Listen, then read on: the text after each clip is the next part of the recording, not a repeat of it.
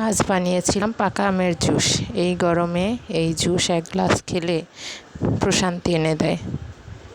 তার জন্য আমরা পাকা আমগুলো কেটে আটি ছাড়িয়ে দিয়েছি, তার সাথে দিচ্ছি চিনি, দিচ্ছি বিট লবণ,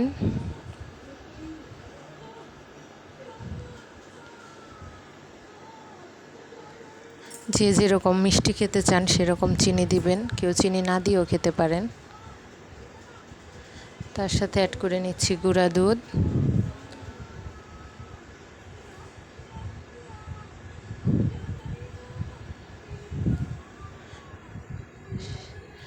সামান্য একটু জল দিয়ে তারপর এটাকে আমরা ব্লেন্ড করে নিব। এর সাথে বরফ কুচি মিশিয়ে নিতে পারেন বা ফ্রিজে রেখে ঠান্ডা করেও খেতে পারেন। এক গ্লাস দুপুরের রোদে এই এক গ্লাস শরবত খেলে প্রাণটা এমনিতেই জুড়িয়ে যায়। আমরা খেয়ে তো খুব টেস্ট পেয়েছি, আপনারাও ট্রাই করতে পারেন। পাকা আমের জুস, বাচ্চাদের বাইরে থেকে প্রিজারভেটিভ দেওয়া জুস না কিনে দিয়ে এই জুসটা খাওয়াতে পারেন, যেটা শরীরের জন্য খুব উপকারী এবং স্বাস্থ্যসম্মত। আমার বাসার সবাই এটা খেতে খুব পছন্দ করে।